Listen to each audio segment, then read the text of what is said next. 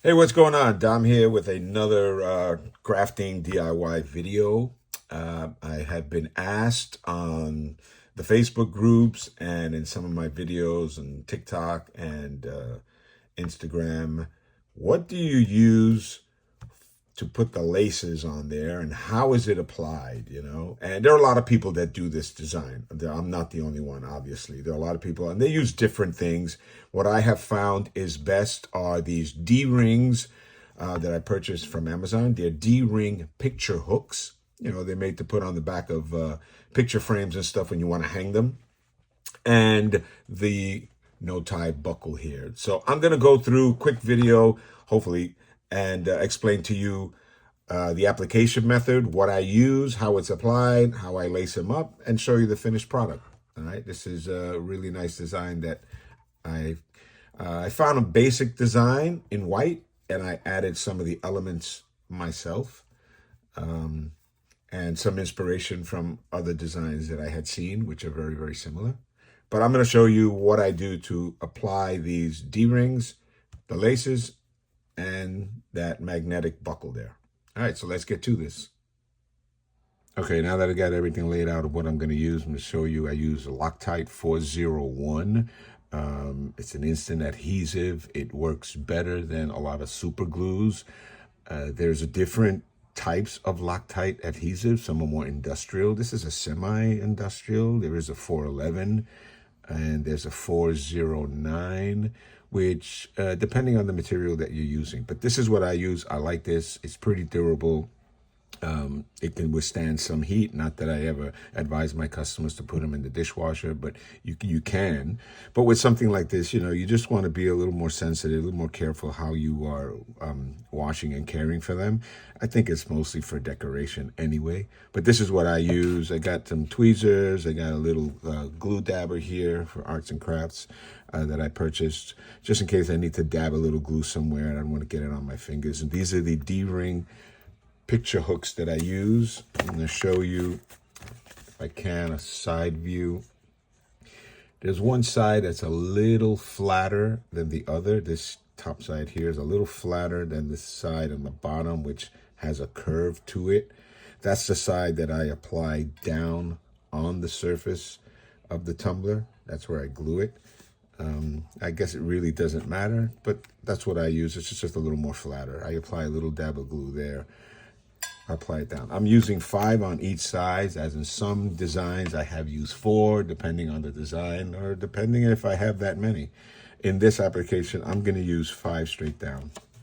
I'm probably going to start right around here at where these bottom holes are, where the laces would go in the different designs. I'm going to try to apply them right about there. And how I apply it is in this fashion. That way, when the D-ring flips over, it kind of hides, the laces hide the rest of the D-ring hook there. So I apply it like that and let it fold over.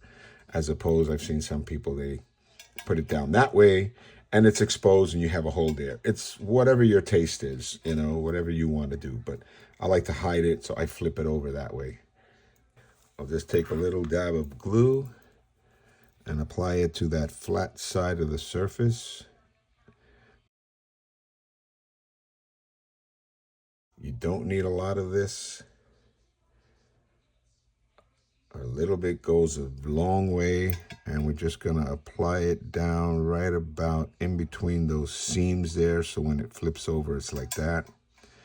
And I'm just gonna hold it for a few seconds there. I'm just turning the tumbler so it doesn't roll off on the edge. And a few seconds is all it really takes just to let it adhere so it doesn't shift around. If you're asking, what am I using here? This is just a pool noodle cut in half. It's the 2 halves are glued down to a piece of cardboard. That's what I use to hold my tumblers in place when I'm doing any designs or any other arts and crafts on there. Some people use, things that they've made out of PVC piping, which is a great idea too. But I just took a pool noodle, cut it in half, and it works pretty good. So that's really all it takes. I'm just going to continue along here, trying to space them out maybe Let's get an idea here of how we're going to do this.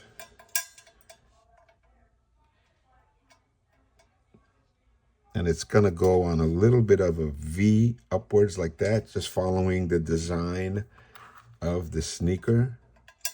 So I'm guessing about that much. I don't want to go too high and cover the symbol up on top. I'm guessing somewhere around there is where I'm going to go. So just to give you guys some perspective, that's probably a quarter of an inch apart, maybe a little bit more, maybe 3/8 apart in some areas. It's not going to be 100% exact, but you get the idea. I'll just keep going. We'll do the other side, and you'll see it finished.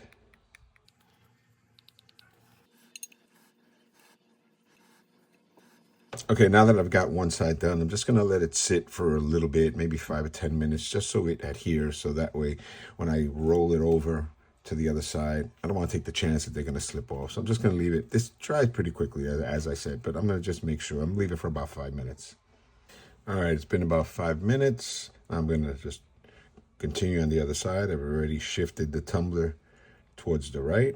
I'm going to keep applying a little dab of glue on the D-ring and place it down. Hopefully I'm in the right spot opposite the other one, more or less. You get to eyeball it as best you can. All right, we'll let that set for about 5 minutes as well. All right, it's cured about 5 minutes, which is more than enough according to the instructions. This usually cures within 15 seconds. But to really set it and let it cure 100%, you should always let things go 24 hours, whatever type of glue you're using, because, you might think like 15 seconds or even a half hour or an hour, it's good, it's workable, and you can do what you have to do. You might think that, but you never know. So it's always best just to let it cure 24 hours. So I'm going to do that now that that's all set up, but at least I know exactly where my laces will go. These will flip over completely once I drop the laces in.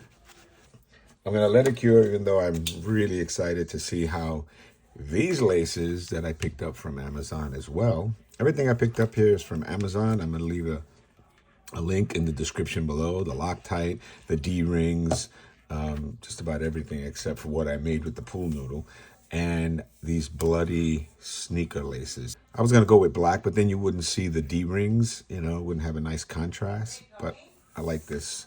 So we'll give that a shot and see. All right, so it's been 24 hours. Everything is cured. I'm ready to put on the laces. And again, these are the ones that I'm going to be using, these blood splattered ones. And when I'm lacing them up, I'm not doing anything special per se. I'm just lacing them up as I would my regular sneakers. I do lace from the outside, but you lace them up any which way you want.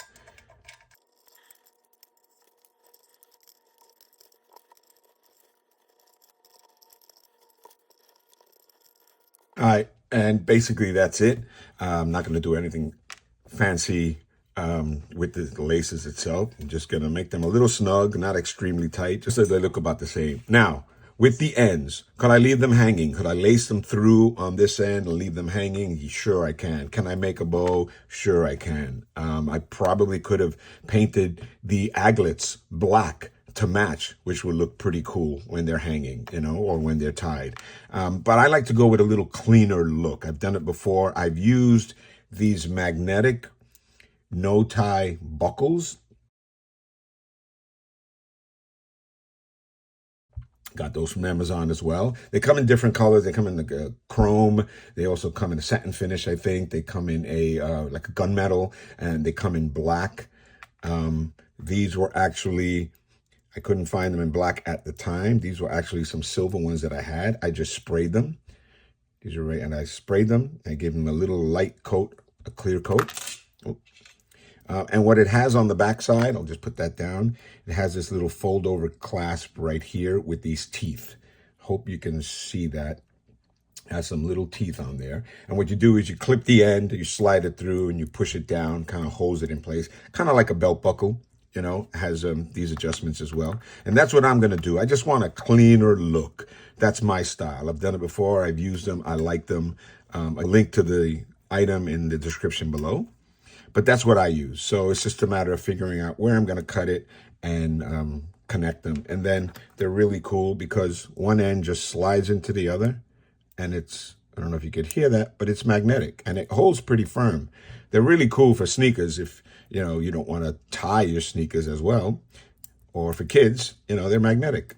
All right, so the easiest way that I found when doing so is to just clip off the aglet, or if you can flatten it down somehow, but just clip it off, push it through. That way you've got a lot of room to play with, so you can pull it through and then you figure out your adjustment. I laid that one there first. Now I'm going to figure right about there is where I'm going to need it. And then when I clamp it down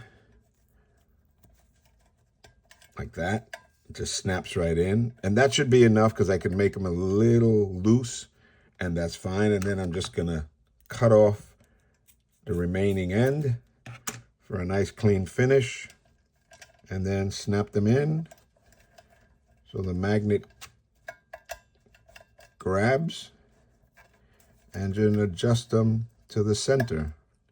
And basically that's it. I like it. It looks clean. A bow is fine if that's your preference. Some people make really nice designs with their laces and really nice bows. And as I said, you can just leave the ends of the laces hanging as short or as long as you want, and paint the aglet if you want, according to the color of your design or your D-rings that you're using. But basically, this is it. This is how I apply my D-rings and the buckle. And I think it came out pretty good. It's a really nice design. And yeah, if you have any questions, leave them down in the comments. I'll try to answer as quickly and as best I can. If not, I will refer you somewhere where you might find the answer that you need. But I enjoy doing this. I think it's a really nice trend that was happening some time ago. It was really, really big. Now it's sort of just came back. I wanted to use this this design here, this horror design. I think it works really, really well. If you enjoyed this video, please give it a thumbs up, subscribe to the channel so you'll be notified when I post anything new on designs that I may be creating for tumblers or otherwise. And as always, thank you for watching. I really appreciate the support, and I'll catch you on the next one.